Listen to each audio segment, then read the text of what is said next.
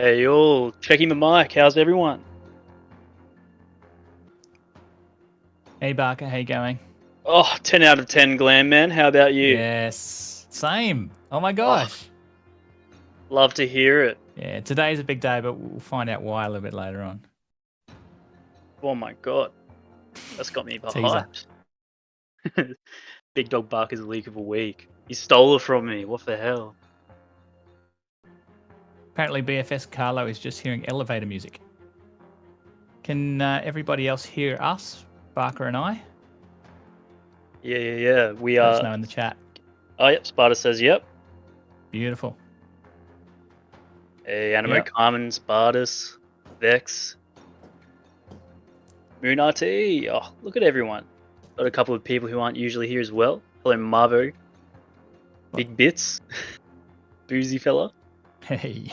Wazim. So many names. Good lord. Waiting on our guest of honor. Amen. We also might just give it a couple of minutes after he arrives before we get into the juicy stuff. Sounds good. Hell yeah. Hello, Liam. Did you want to invite him up to the stage, Barker? I would love to. Right. And invite to speak. Boom. Hello, Liam. Good morning, good afternoon, and good evening, everybody. Look at you. You know that we have an international community. Well played. And Blowfish is an international developer, so we Very have true. people all across the globe. So yeah, it's a good habit to get into. Very true. Something I need to teach myself. Almost been here for a year and I still haven't learned it. Right. Well, we'll just give it one more minute, wait for a couple more people to arrive, and then we'll jump on in. Also, got to tell everyone that BFS Carlo, he's one of the new marketing people. Everybody say hey in the chat to him. He's an absolute legend. Love the guy. So be sure to give him some rounds of applause. I need to give you the BFS roles and stuff. I'll do that soon. I don't think Carlo can hear us, but I'll let him know to exit and re-enter. Yeah. Hey, Reptor's here. Alpha Origin represent. Love to see it. All right. Well, let's get the ball rolling, shall we, everyone? Woo! Right. So, welcome Liam and Glam. Thank you for joining me today on the big stage. We really appreciate both of you coming. And thank you everyone in the audience. Oh. And a big happy birthday to BFS Liam. Oh, and BFS Glam. Oh my god, it's the birthday boys. Oh, what? Big round of applause. Yeah, the big 4-1 today. Ooh. Hell yeah. Yeah. You don't want to know what mine is, but it could be higher than that. Could be, but is it? That's the big question. Speculation in the chat, please. But I can tell you off air. I'll whisper it later. Oh man. Hell yeah. All right. So yeah, thank you for joining us, gents.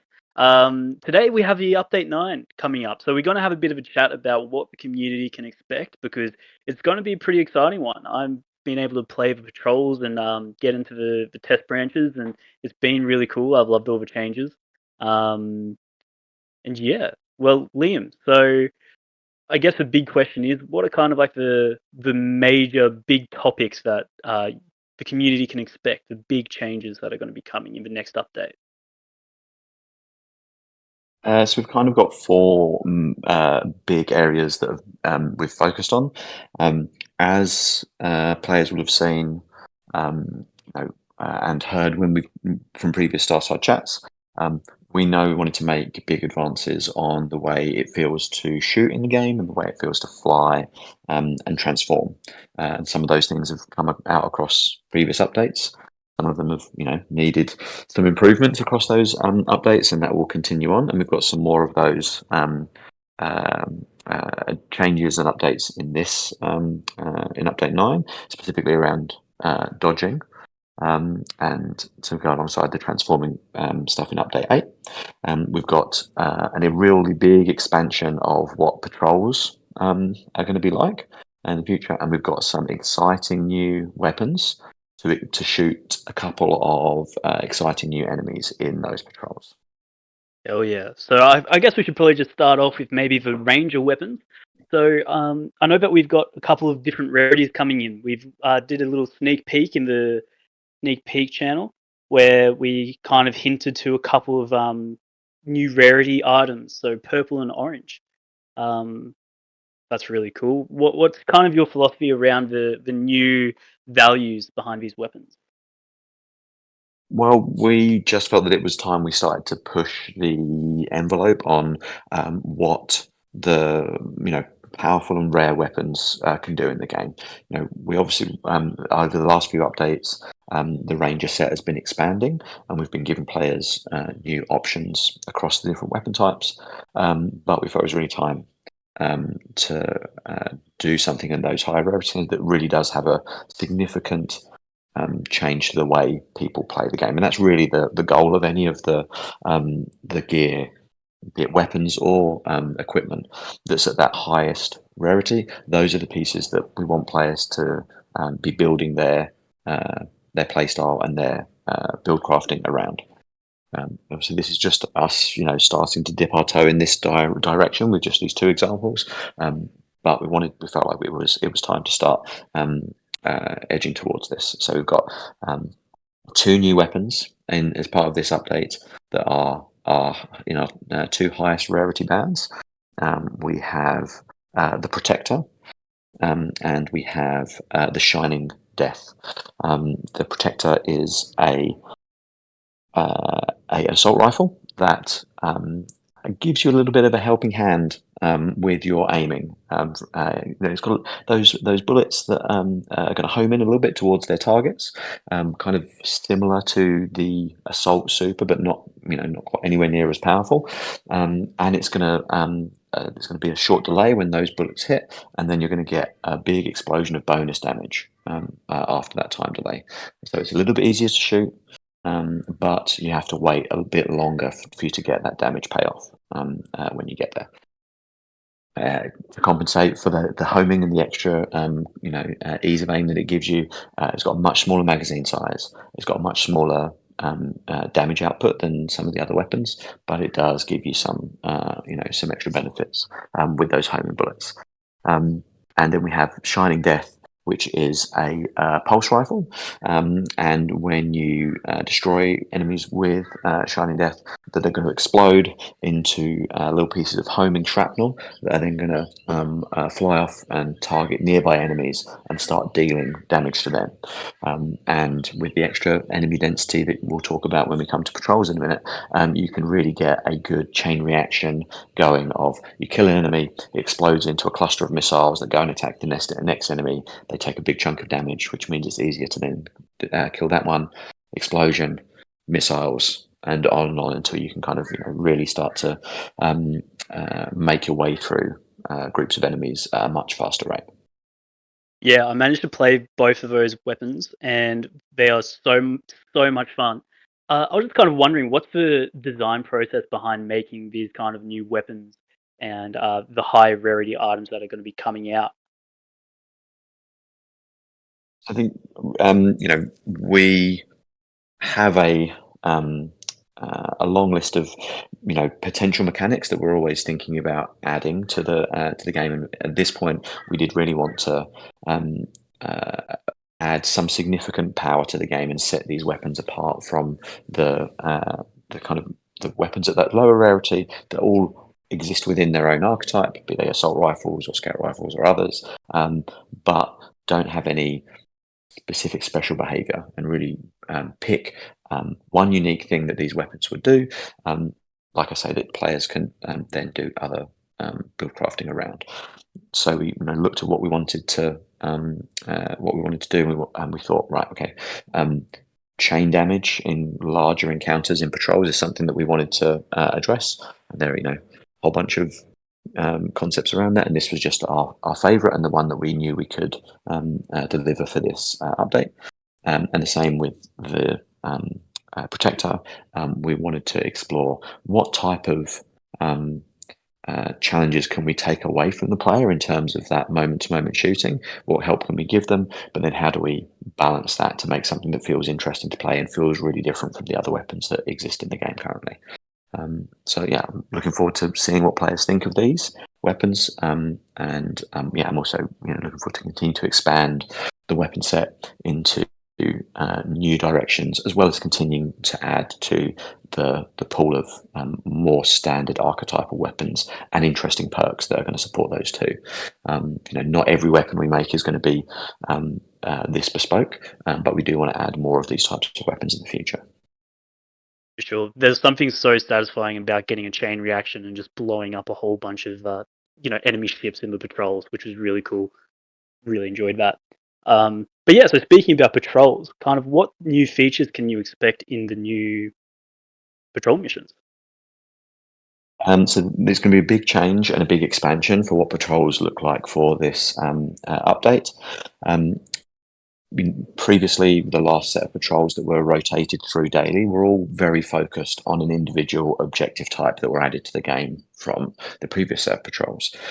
And what we've done then in Update 9 is we've added one much larger patrol called Operation Red Ruin. It occurs in a new location in a much bigger map than the previous patrols. It's around about between 2 and 3 times the size of the current patrol space that players will be used to.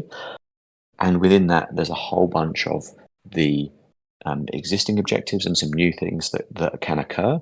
But every time you load in, you're going to get a different order and a different set of those objectives. So, we've got some of the stuff that people will be familiar with in terms of capturing control points, defeating enemy waves, and those, and those types of things. But we've also got optional objectives that will appear sometimes for discovering elements in the environment. We've got new enemies that appear partway through.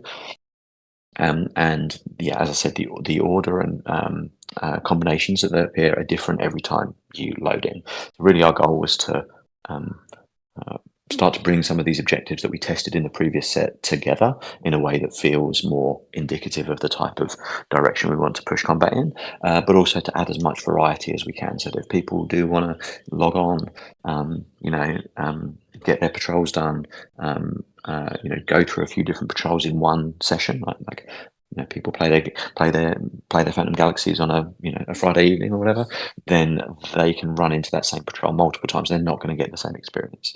They're going to get different objectives each time they load in. For sure. I think that's one of the big things that we want to do, right, is make sure that the patrols are an engaging experience every time people go in, and they're unique, I think, is the biggest thing. So yeah, it's really cool. So what change are you most excited about within the new patrols update?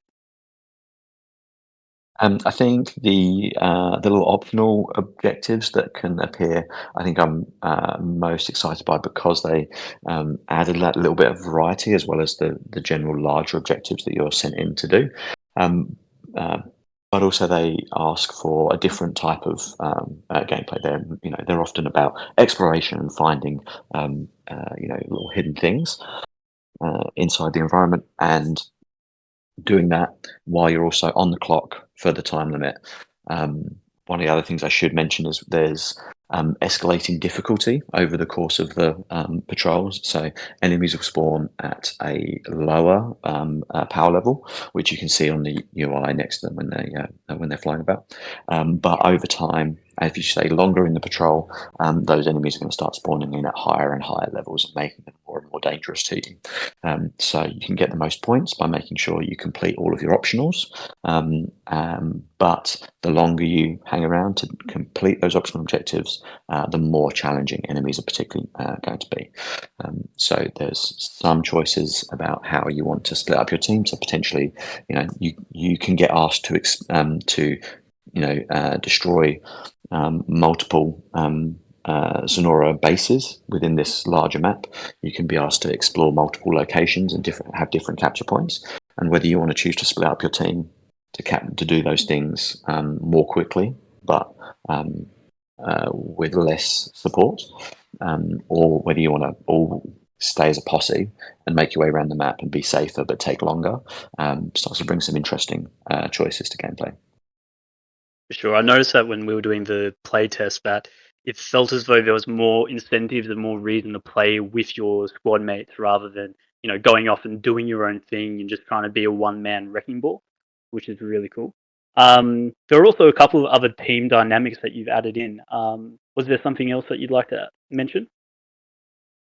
Yeah, one of the frequently requested features that I'm glad to say that we've got in now is we've got team revival.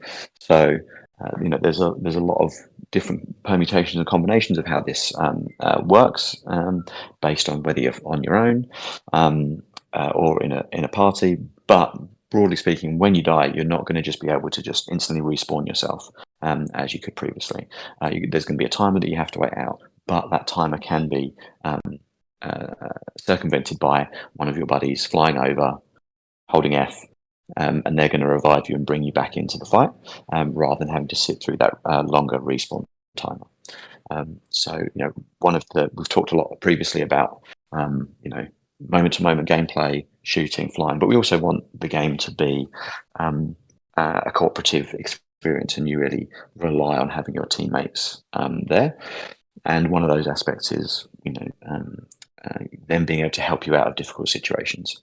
First one on that list we want to address is revival, and we'll look to continue to expand the ways in which players support each other in cooperative gameplay in the future. But first one is your mates are going to be able to come over and help you out when you're down. Now, if you died in a really difficult position where it's hard to revive you, then you will still be able to revive yourself after that timer elapses. So you're not stuck there forever on the patrol. But ideally, the teams that score the most points and get the best bonus rewards from patrols are the ones that are going to be able to either not die in the first place or not get taken out, and then or revive their buddies when they go down. Yeah, there's a couple of other really exciting things that I suppose we haven't really touched on yet. But like you mentioned just then, bonus rewards. I was just wondering, can you speak a little bit on that? Yep. So we introduced a score-based system for patrols in a previous update, and I did say there's something that would be expanded on in the future. And I'm glad to say now we've got score-based rewards for your patrols. So you'll still be able to get your the same rewards that you're kind of used to getting from patrols, regardless of what score you get to. But if you do get to those high level of scores, there's going to be levels of extra rewards you can get to. All the things you'd expect to be getting: some extra resources, extra U cubes at the highest level, some various different things you'll see when the update goes live, and we'll look to expand and diversify these types of rewards, performance-based rewards in the future.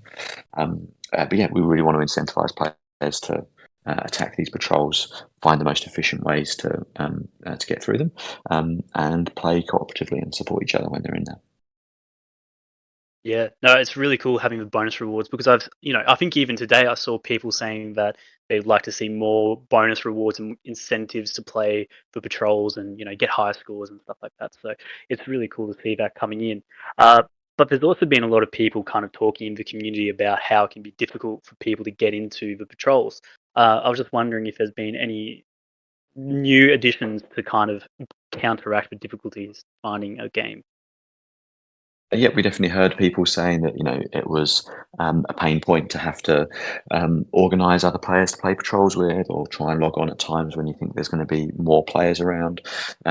So for Operation Red Ruin and all our patrols, the majority of our patrols going forwards, who knows whether we might have patrol variations in the future that can't be played solo, but Operation Red Ruin Update 9 is definitely playable solo. So you'll go over to the patrols terminal just like before, go to queue, and then currently the solo play timeout is set at 90 seconds. So if you wait for 90 seconds and no one else is in the queue for matchmaking to play, then you'll be asked, sorry, unfortunately we couldn't find anyone. Do you want to jump into this patrol on your own? So we've kept that in mind with the difficulty balancing of this. I'll be honest and say you're unlikely to get the best level of rewards from doing it.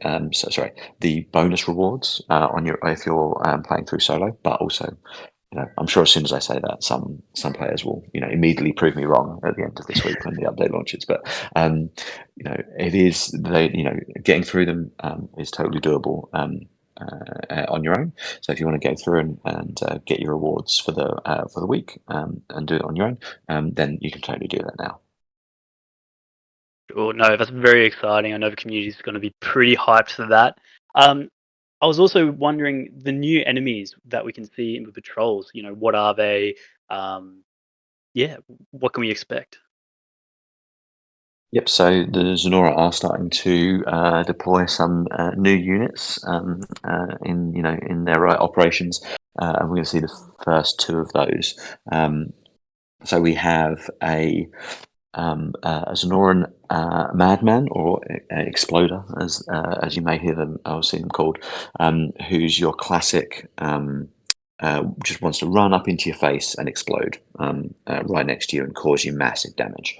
They don't have a huge amount of health, but they fly directly at you at a decent speed. So, we really wanted to push the players to have to deal with different challenges with enemies. That's really the goal of all of our enemy design, is to present different challenges to the player and ask them through gameplay, through build setup, through decision making, how they are going to deal with that. And the Exploder starts to do something that none of the other factions in the Zenora don't really do, which is instead of hanging about trying to take you out with weapons, just charges straight towards you. And especially in some of the new patrol objectives where you're having to control a point, you might be in quite an enclosed location. When they spawn and start flying in towards you, if they get past your team's defenses, they're going to cause some serious damage to you and your party. So you have to have your eyes on a swivel to make sure that you ping them before they get too close to you. Alongside them, we have the Rocketer, or as you might see them in game, the Sonora Hellfire. This is a larger missile firing ship. So these are going to be the opposite of those exploders. They're going to hang about at the behind the line of combat, and they're just firing salvos of missiles at you. So one of the things that we know was not a huge amount of fun for players before we added patrols was some of the Zenora basic units were quite fond of firing missiles, and players will have had that alarm tone, missile incoming, repeating in their sleep once they stopped playing because of how frequently they would hear it. And that's something we definitely toned down with the changes to Zenoran's ships in patrols. But we wanted to still present that missile threat to players, but we want to do it in a way that they can really plan for. Like when you see them spawn in, they're a very distinct silhouette from the rest of the enemies. They aren't doing much else as a threat to you until they fire that salvo missile, so you can prepare for it. But they're now firing like a salvo of 3, and they've got a decent punch to those missile explosions when they arrive. So hopefully, they won't be anywhere near as annoying as previous missile behavior, but present a real specific challenge that players have to deal with. And in combination now, when you've got a bunch of Zenorans arrive to start a fight with you, and you've got some exploders that are diving straight towards you while you're also having to deal with a salvo of missiles, you've now got a target prioritization issue that you need to resolve. So yeah, really excited to see how this mixes up the feel of gameplay, and super keen to see to hear what the players think about them. I really loved the variety of combat that you could expect, and every now and then I would be engaged with 3 or 4 enemies, and then just all of a sudden there'd be an explosion right near me, and I'd just be like, "Oh shit, one of the exploders got me. Oh no." It was a really cool dynamic, and it was nice to see a bit of a change to the patrol's gameplay. So The last thing that we kind of, or the new big feature we're excited to improve upon is the dodge system. How have we adjusted the dodges? So this is a relatively big topic. I'll just give you, the group here and players, people listening, a brief overview. But really, I would say, jump into the game once the update's out and have a play and let us know how you feel. But the biggest thing is, we've got much more lateral movement in the dodges. So when you dodged, especially sideways previously, you didn't get that much movement away from where you started to help you dodge things that explode, missiles that are being fired at you, big laser beams coming away. So the first thing is now, sideways dodges are much more useful in combat than they were before. When you combine this with the different enemy types that we've got now, it really feels like players. Well, I'm hoping the players will really feel like they have an extra option in their toolset to avoid damage. Additionally, we've got a dodge backwards in mech form that's also useful for that. So you can basically do a classic backstep in mech form. And then we've got a couple of dodges that also transform you from one mode into the other that I think are going to really help players switch between modes more frequently. So this is something that I've talked about in Starside chat before, and talked to people about a lot on Discord, of us wanting to really define a role for being in mech form and a role for when you want to be in ship form. So what happens is, if you're in mech form and you dodge forwards, then you're going to transform into ship and boost off directly ahead off into the future.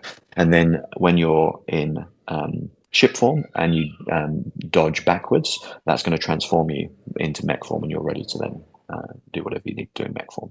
So you've got sideways dodges in both forms, and they both have their uses. And then backwards and forwards, you've got transforming that can happen in one direction, or maneuverability options there. And you can also dodge forwards in ship form just to get an extra little speed boost going forwards. All of them are much quicker as well. So we've got new animations. We've got a new implementation in there that makes them much quicker to get into, much quicker to give control back to the player once they're done. That makes the game just feel a lot more snappy and responsive. Yeah, it really did feel like not like a different game, but it felt like I could quickly turn into the form that I wanted, and every now and then you'd want to bring out the mech form and do a bit more damage, and it felt really good.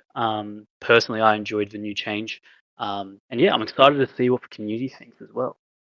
Um, Just one more point. This as an example that I think, when combined with the new patrol space that players are going to be playing in, it's much larger, as I said, than the patrol spaces that the previous missions had.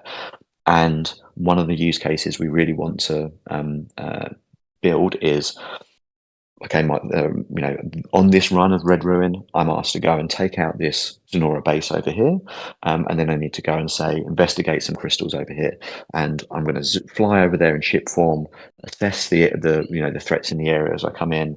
A couple of abilities on the way in, and then transform to mech form, lay down a lot of damage, sweep up the encounter, and then once I know I need to go over here to do something else, I'm boosting to transform. I'm straight up to high speed, and I'm heading over a new direction, and then ready to, change the mech form again when I'm ready to start another fight. So I think that there's also swapping around that we want in the micro play around evading enemies and stuff like that. But I think one of the use cases that I'm hoping we'll see from players playing in these bigger patrol spaces is really switching between the two forms based on what they need to do.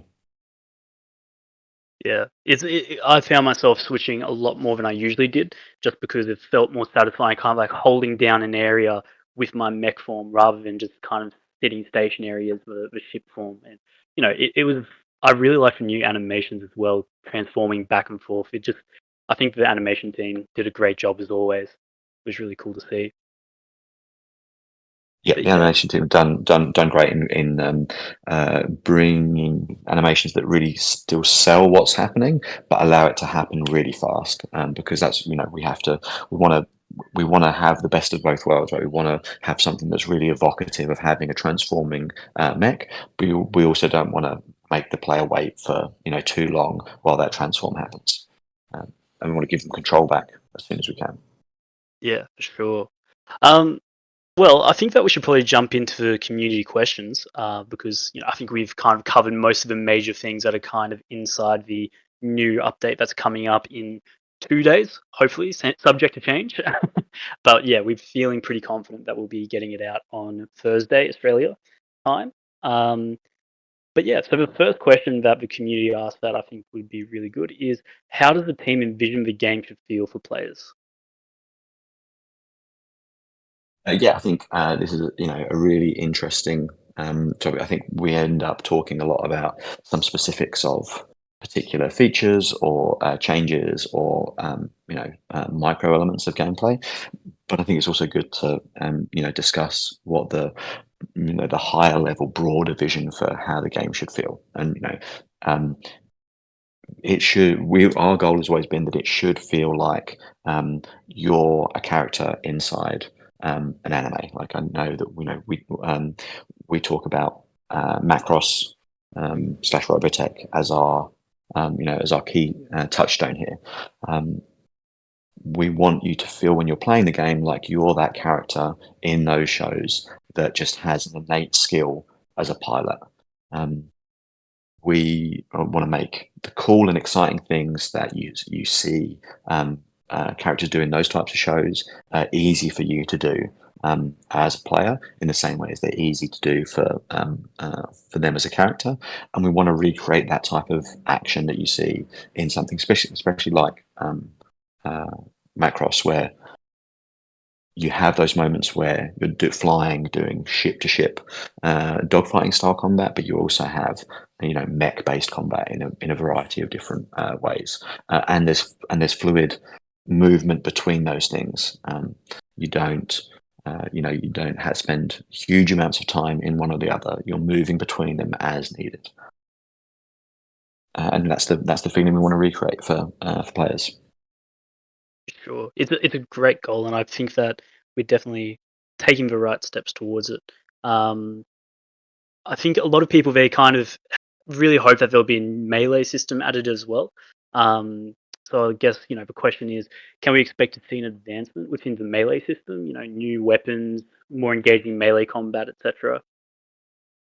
Yeah, I mean, Melee's been high on our list of things to address in combat gameplay for a while, and I hope that in a future update, after update 9, we're going to deliver on our first step in towards what we think that looks like. So as often is the case, our first step isn't going to necessarily open up a huge number of build options yet, but we're going to make a significant change to make melee combat easier to do, and have a distinct moment in combat where it's the right choice. Where it's the right time to use it, and it has a big impact there, but also has a downside if you use it at the wrong time. So yeah, definitely something we're working on, and I don't want to make any promises as to when that what update that's going to arrive in, but it's definitely on its way in the near future. Yeah, I know Mr. NFT will be very excited about that. He's always going on about the melee combat in the Discord. Um, so I suppose another question that the community said is how many more maps will you make in patrols considering PG is ready to exit early access? I think really the message I'd want to send is we're just always looking to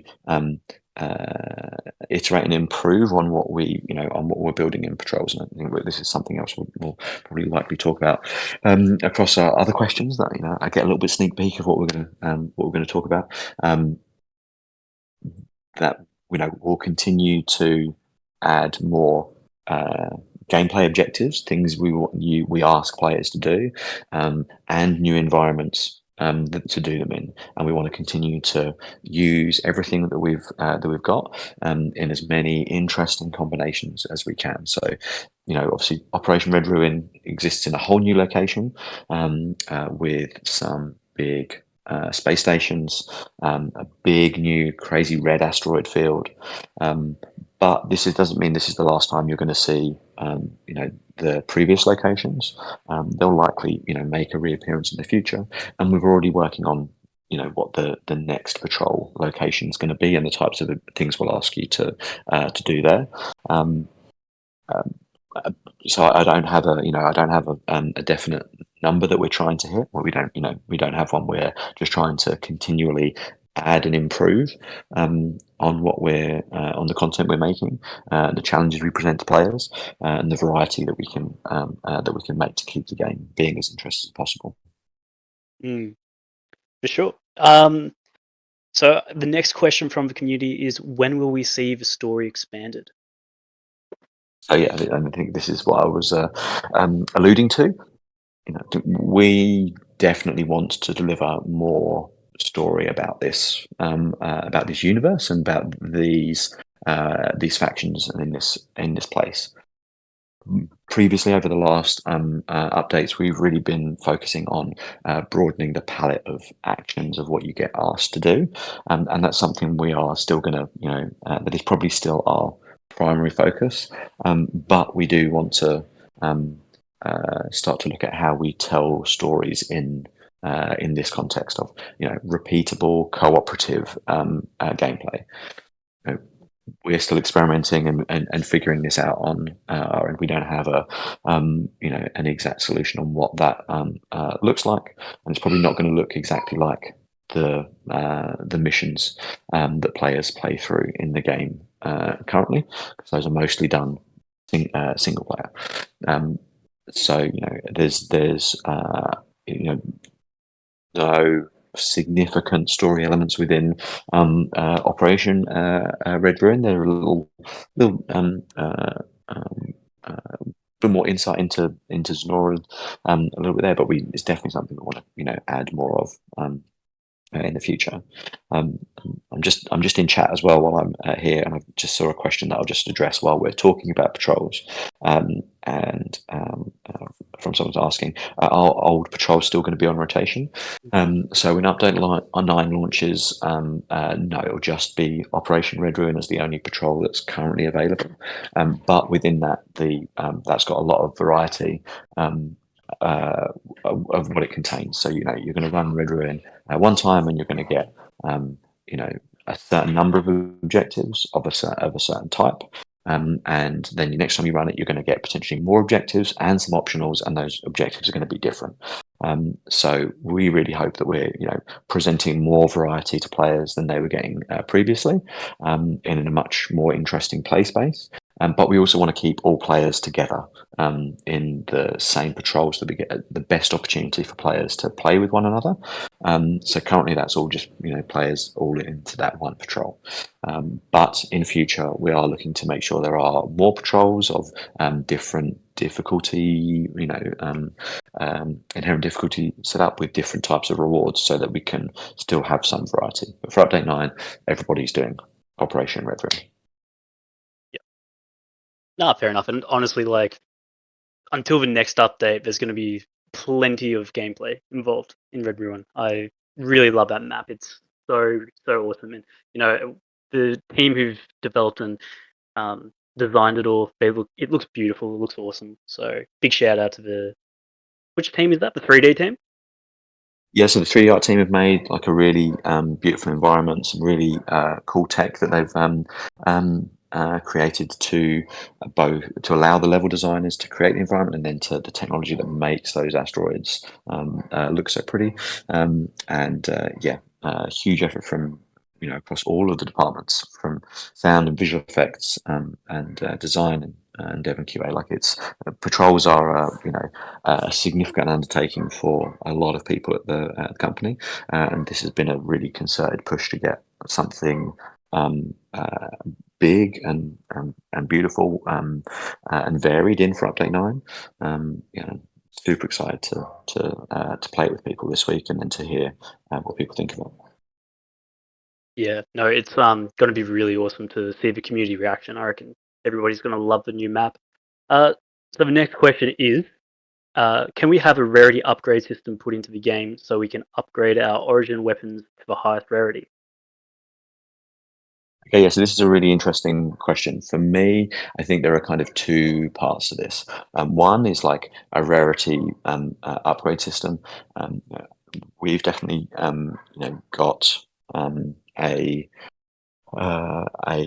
system in mind for how you will consume pieces of gear that you don't want, that are of a lower level, and gain resources or pieces of equipment of higher rarities. And I think that's something that we definitely want. I think you'll have heard reference of a manufacture or seen reference of a manufacturing system in the light paper, and that's definitely on our roadmap in the long term.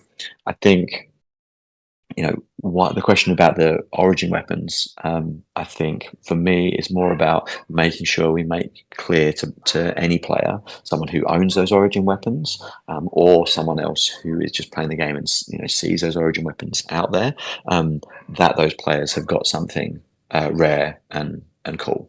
And I don't think we're set on at this point that has to be a process that players need to upgrade that rarity themselves. It may be that those weapons should be updated from our side to be treated as a higher rarity, or some other solution that we're still figuring out.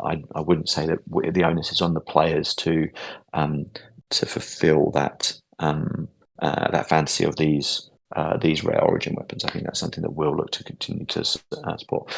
That I don't entirely rule out that we end up in a place where that's a process that players engage in, but I don't know that we want to assume that that's the only way players are going to get there, and for those weapons to be that kind of cool rare thing that we want them to be. For sure. Like, let's be honest, the origin weapons, they're innately just a rare special item, like we don't need to put the onus on the player, as you said. So the next question is, what is the end vision for leveling progression systems in the game for Gear, Avatar, and Starfighter? Okay. This is another great question about the more long-term goals of the game, and I think from our perspective, those are three those two things have very different goals, right? Gear is very much targeted around that build crafting that we want players to be able to do. As the game presents more challenging and elaborate content for you to take on and complete, then we want to make sure that there's different gear options that support different play styles, that are aimed towards different mech classes, that present players with interesting gameplay and choices there. And we want players to have to sometimes make decisions about what they want to prioritize as they progress. We want you to have a lot of options, but we don't necessarily want you to always have all of your options available to you at the highest level at all times. And so, part of that progression for gear is going to be around how do you decide what you prioritize in leveling up to make sure that it's at the highest level to take on the hardest challenges,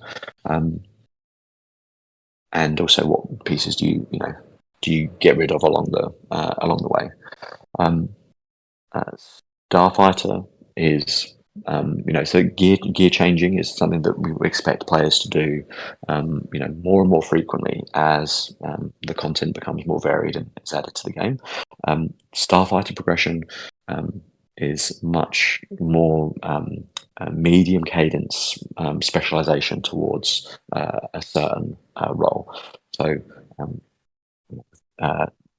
talked and hinted a little bit about a fusion system, so the system that allows you to progress your starfighter upwards in power, and that's something we're still working on, and we'll talk about more in the future. But that is the method of specialization of how you turn a Lancer Starfighter into your Lancer Starfighter that plays a certain way. And that's not something we expect you to necessarily change around before any particular patrol or any particular mission. Right? That's something that you've spent time and resources to spec a certain way, and you probably you don't necessarily we don't really expect players to be able to respec that immediately for something else, and that's going to include also how you visually represent your mech and how it's distinguished from the other Lancers that exist in the universe. So those two systems, Gear and Starfighters, are very much related to your gameplay, and then also to your self-expression. And then avatars overlap with that self-expression. We see them as a way you can obviously represent a character in the world, and have some customization over that in the future is the goal, to really allow you to make your avatar very distinct from the other rangers who are doing the good work aboard Halberd and about the system. But we also want to be a representation of what an individual player has achieved, right? That it should also be your avatar is a record of the things that you've done as a player, and the things that you've taken part in, the experience that you have in comparison to another pilot who's fresh out of training and starting their first missions as a ranger. So we don't see that as much tied to gameplay and your impact in that moment to moment, but more about your standing and experience and longevity as a pilot. Sure, I reckon those are very cool ways of differentiating the two NFT types as well. Having people kind of, the Starfighter being kind of a more permanent change where you're speccing into a different kind of, attacking machine, death machine. And then you have the avatar, which is, the representation of who you are or who you want to be inside the Phantom Galaxies universe. And, the decorations that, set you apart from the other pilots. It's really cool. And, I think all the community would love to see those kind of things coming in as soon as possible. Everyone wants change now. So yeah, the next question, which is actually a question that Hope and Death added in the chat, is can we make the pristine origin as strong as a veteran one? Yes, I think we'll continue to look at game balance. I think that's something for a future update. Some of both for weapons and some class abilities for certain mech classes are probably in need of some attention, and that's certainly on our list for update 10. I can't at this stage really promise that a particular weapon is going to get better, but we do want both the origin weapons to be definitely on the they should have a decent place in the combat sandbox for people that own them. They should want to use them, and if they are lagging behind some of the other less rare weapons, then that's something we'll definitely look to address. I think the ceiling is definitely raised with the Protector and Shining Death. Like they are definitely a significant step above in damage output from a lot of other weapons. So hopefully we'll have some room there to find good spots for the origin weapons and any other new weapons that come in future updates. Sure. So the next question is a bit of a long one. This is from one of the community members. Recent changes like the locking of elite track points to account rather than pilots seem to be moving away from utility for NFTs. What is the team planning doing to make NFT ownership feel more rewarding and meaningful? Yes, I think there's two parts there. I think I think the change for the elite track to be account based was really where it should always have been. Like if you look at battle passes and their various different types across different games, in games where they have multiple characters, most of those types of rewards are account based rather than character based.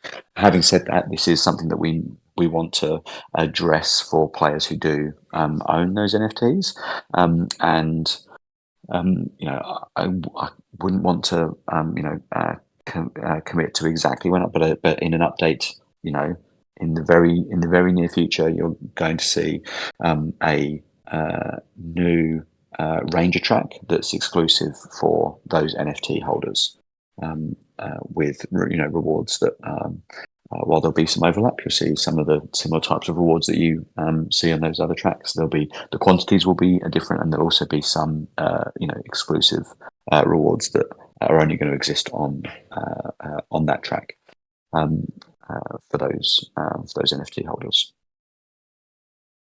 Yeah, no, And that's just the first of there are obviously more that we want to do to separate the experience as a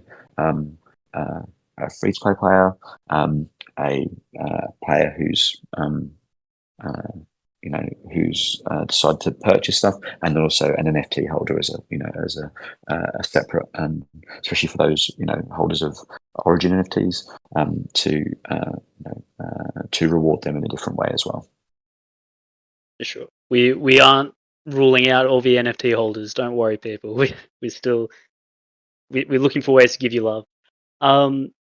So the next question is, when will the team consider shifting focus to give players PvP elements the community want? I think we have to make some prioritizations and some choices about what we tackle. As I've talked about with the combat, a lot of our focus has been on making moment-to-moment combat feel as good as we can, and make some really improvements there, and that carries over and changes how PvP feels to play. But we've because we've been focused over on that gameplay, we haven't added any new features or functionality to PvP. This is something that we're that's been further down our list of roadmap features previously, but is starting to bubble up to the to near the top now that we've started to address a lot of those gameplay features, and we want to support that those players who are playing PvP. Obviously, there are still bounties to be done and rewards to be gained. So we want to add some features there. So I think you'll likely see some additions over in future updates. I would say our primary focus is still on expanding the PvE game. But now that we've had what we feel are wins on in certain areas of the game, we can show a little bit of love to the PvP side of the game also. For sure.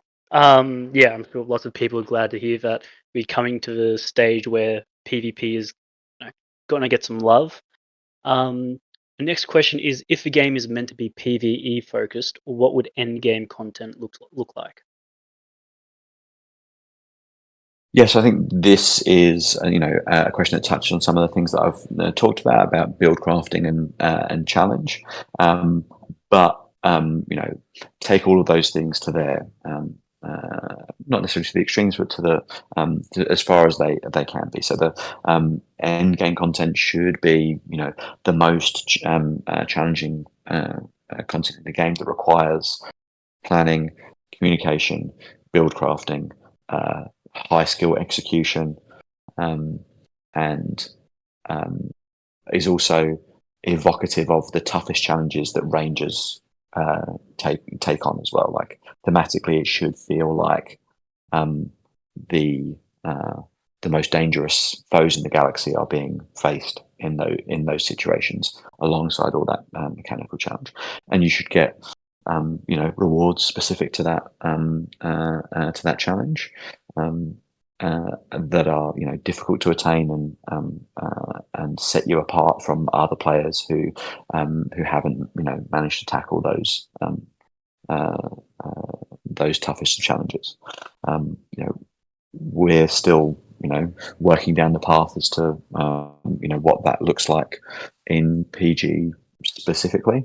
I think patrols are an example of some of those basic building blocks, but it's the layers of complexity, mechanics and challenge that we'll build on top of that over time that are going to start to move us towards what a Phantom Galaxies end game content looks like, that's different to to WoW or to Warframe or to Destiny or the Division or those other games that we play and love personally and use as reference points. There's going to be a Phantom Galaxies flavor of that we're looking to find, but the underlying principles are the same. For sure. I think lots of people are excited to see what the end game content looks like, and they want to get to the end of a journey so that they can see it all. It'll be exciting. So this is the last question, which is actually pretty much perfect because we only have 4 minutes left. So thank you everyone who submitted questions. If we didn't get to your question, please feel free to submit it in the next Starside chat with Liam, and hopefully we'll be able to get to it then. So the last question is, what direction are you going to build out the core gameplay loops and systems? What does a day of PG look like for the player in its final form? Yes, I think in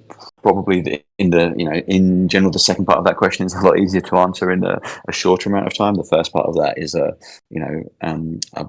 broad and deep conversation that would take some time to lay out lots of interacting and interlocking systems. But we want Phantom Galaxies to support a variety of different players. We want there to be content that is interesting and challenging enough that if this is your main game, you enjoy spending your time in, that there's always reasons to come back and play. Especially if we consider that challenging content, you're taking on that challenge yourself. Maybe you're helping other players get through that challenging content to get those special rewards. But we also want to make sure that we support players who are, going to log in once a week, once every 2 weeks, to come in and have their dose of transforming mech space combat fun,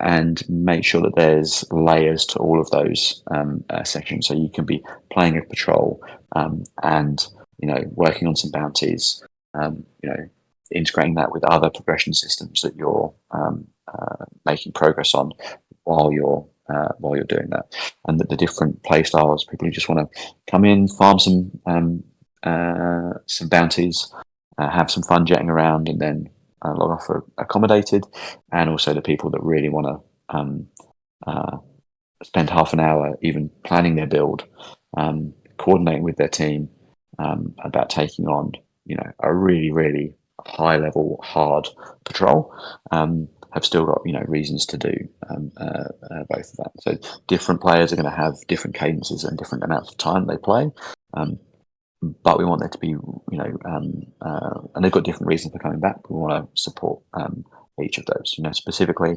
the loop that we imagine isn't that different to what you would see in those other games. You've got daily and weekly cadences to to the content that rotates through, the challenge we present to players, and the rewards that you can earn, that are always building towards the next thing. Once we're telling you more about the story of what's happening in the universe, some people will be coming back to hear what the latest news is on the various battlefronts that the Rangers have going on.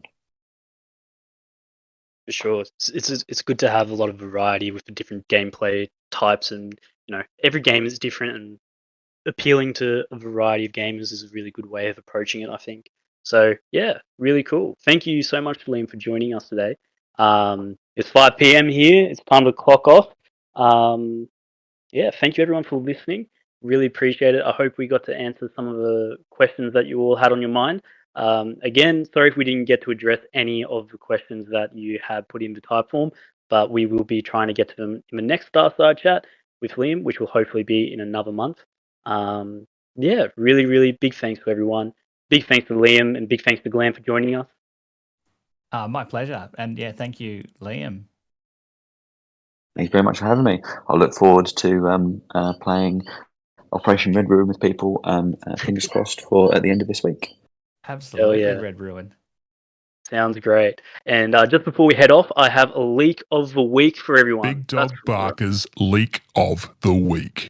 Woo! All right. So tomorrow we are going to be commencing a Zeely questing campaign. That's right. People are going to be able to win some awesome first-class starfighters. Really excited. This is going to be so much fun. It's going to have quests that are involved in PG. It's going to have quests involved on social media, and also a couple of other fun activities for you who don't really, want to jump in and spend too much time in the game. Basically, a lot of variety. It's going to be a lot of fun.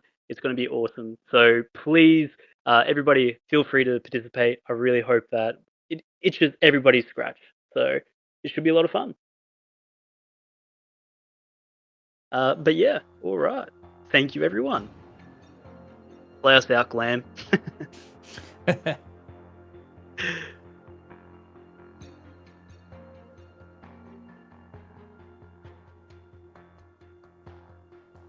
Thanks, everyone. See you later.